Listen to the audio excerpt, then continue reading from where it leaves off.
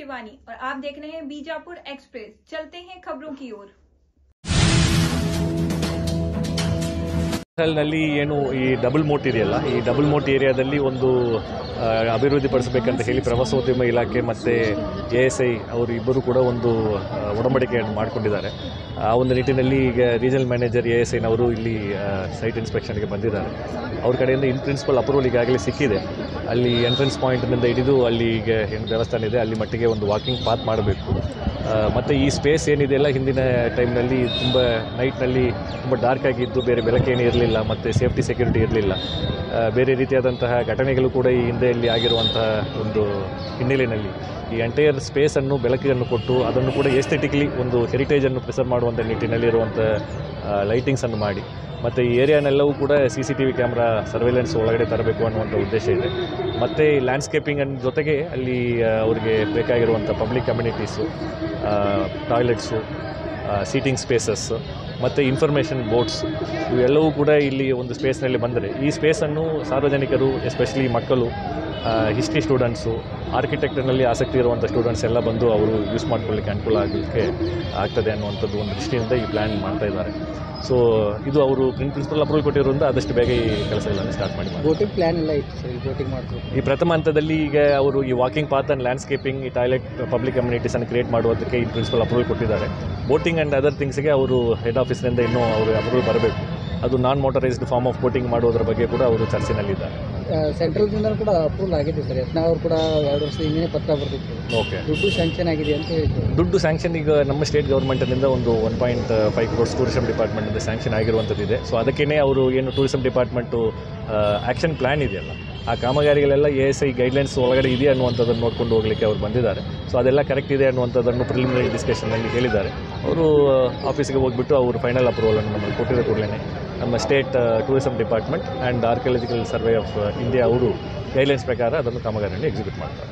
Sir, ಈ ಜಿಲ್ಲೆಯಲ್ಲಿ ಮತ್ತೆ ಮಳೆ ಹಾನಿ ಆಗಿರೋದ್ರ ಜೊತೆಗೆ ಕೃಷ್ಣಾ ನದಿಗೂ ನೀರು ಬಂದು ಮತ್ತು ಭರ್ತಿ ಆಗ್ತಾ ಇದೆ ಹಾನಿ. ಸೊ ಇಲ್ಲಿ ತನಕ ಕೃಷ್ಣಾ ಮತ್ತು ಭೀಮಾ ನದಿನಲ್ಲಿಯಿಂದ ರಿಲೀಸ್ ಆಗಿರುವಂಥ ನೀರಿನಿಂದ ಈ ನದಿ ತೀರದ ಗ್ರಾಮಗಳಿಗೆ ಏನೂ ಡ್ಯಾಮೇಜ್ ಆಗಿರಲಿಲ್ಲ. ಜಾಸ್ತಿ ಮಳೆ ಇಲ್ಲಿ ಆಗಿರುವಂಥದ್ದು ಡೋಣಿ ರಿವರ್ ಬೇಸಿನ್ನಲ್ಲಿ ಮಳೆ ಸ್ವಲ್ಪ ಜಾಸ್ತಿ ಆಗಿ ಅಲ್ಲಿರುವಂತಹ ಈ ಬೆಳೆಗಳೆಲ್ಲ ಸಬ್ಮರ್ಜ್ ಆಗಿ ಹಾನಿಯಾಗಿರುವಂಥದ್ದಿದೆ. ಈವನ್ ಪೂರ್ವ ಮುಂಗಾರಿನಲ್ಲೂ ಕೂಡ ನಮಗೆ ಸಾಕಷ್ಟು ತೋಟಗಾರಿಕೆ ಬೆಳೆಗಳನ್ನು ನಾಶ ಆಗಿರುವಂಥದ್ದು ವರದಿಯಾಗಿದೆ. ಈಗ ಮೊನ್ನೆ ಮಾಡಿರುವಂಥ ಮಳೆಯಲ್ಲೂ ಕೂಡ ಈ ಕಣ್ಣಂದಾಜು ಪ್ರಕಾರ ಎಷ್ಟು ಡ್ಯಾಮೇಜ್ ಆಗಿದೆ, ಸಮ್ಮರ್ಜೆನ್ಸ್ ಆಗಿದೆ ಅನ್ನುವಂಥದ್ದನ್ನೆಲ್ಲ ವರದಿ ಕೊಟ್ಟಿದ್ದಾರೆ.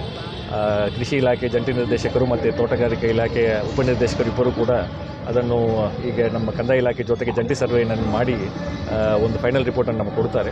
ಅವರಿಗೆ ಕೆಲಾಮಿಟಿ ರಿಲೀಫ್ ಗೈಡ್ಲೈನ್ಸ್ ಪ್ರಕಾರ ಏನು ಅವ್ರಿಗೆ ಅಮೌಂಟ್ ಕೊಡಬೇಕಾಗ್ತದಲ್ಲ, ಅದು ಪರಿಹಾರ ತಂತ್ರಾಂಶದ ಮುಖಾಂತರ ಈ ಬೆಳೆ ನಷ್ಟ ಉಂಟಾಗಿರುವಂಥ ರೈತರ ಖಾತೆಗೆ ನೇರವಾಗಿ ಅಮೌಂಟ್ ಹೋಗಿ ಜಮಾ ಆಗ್ತದೆ. ಸರ್, ಈಗ ವಿಜಯಪುರ ನಗರದಲ್ಲಿ ಆಗ್ತಂಥ ಹಾನಿ ಸಂಬಂಧಪಟ್ಟಾಗಿ ಅಲ್ಲಿ ಸ್ಪಾಟ್ಸ್ನಲ್ಲಿ ಕೆಲವು ಚೋಕ್ ಪಾಯಿಂಟ್ಸು ಮತ್ತು ಕೆಲವು ಮೋಟ್ನಲ್ಲಿ ಸ್ಟಾಮ್ ವಾಟರ್ ಡ್ರೈನು ಬಂದು ಜಾಯಿನ್ ಆಗಲಿಕ್ಕೆ ಅಡಚಣೆಗಳಿರುವಂಥದ್ದೆಲ್ಲ ಈಗ ಐಡೆಂಟಿಫೈ ಮಾಡಿಕೊಂಡಿದ್ದಾರೆ.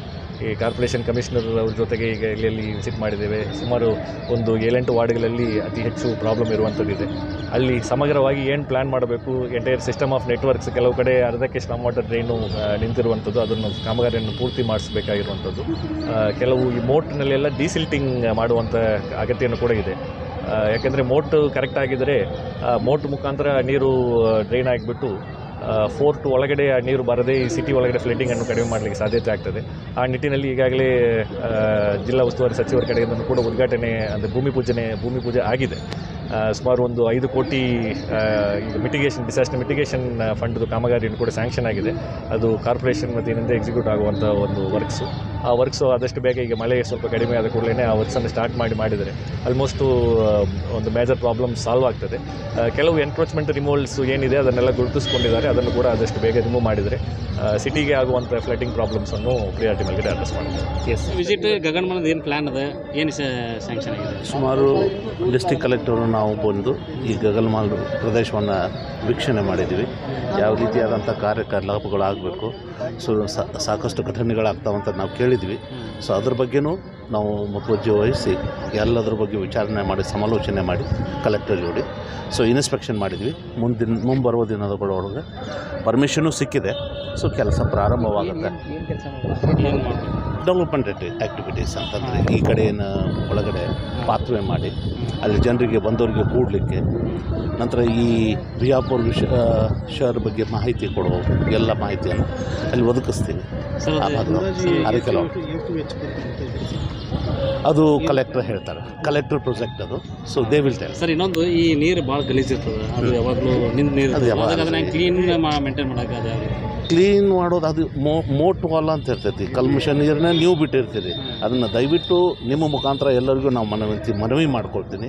ಸೊ ಈ ರೀತಿಯಾದಂಥ ಗಟ್ರ ನೀರು ಅದಕ್ಕೆ ಬಿಡಕ್ಕೆ ಹೋಗೋದ್ರಿಂದ ಈ ರೀತಿಯಾದಂಥ ನಾವೇ ಕೆಟ್ಟಿಸೋದು, ಅದನ್ನು ತಾನೇ ಕೆಡೋದಿಲ್ಲ. ಅದು ಮಾಡುವಂಥ ಪ್ಲ್ಯಾನ್ ಏನೋ ಇತ್ತು, ವಿಚಾರದ ಈಗ ಸದ್ಯಕ್ಕಂಕರ ಇಲ್ಲ, ಮುಂಬರುವ ದಿನಗಳೊಳಗೆ ಪ್ಲ್ಯಾನಿಂಗ್ ಅದ. ನಿಮ್ಮ ಹೆಸರು, ಡೆಸ್ಟಿನೇಷನ್? ನನ್ನ ಹೆಸರು ರಮೇಶ್ ಮೂಲಿಮಣಿ ಅಂತ. ನಾನು ಸೂಪರಿಂಟೆಂಡಿಂಗ್ ಆರ್ಕಿಯಾಲಜಿಸ್ಟು ಧಾರವಾಡ ಸರ್ಕಲ್ದಿಂದ ಬರ್ತಾ ಇದ್ದೇನೆ. Thank you.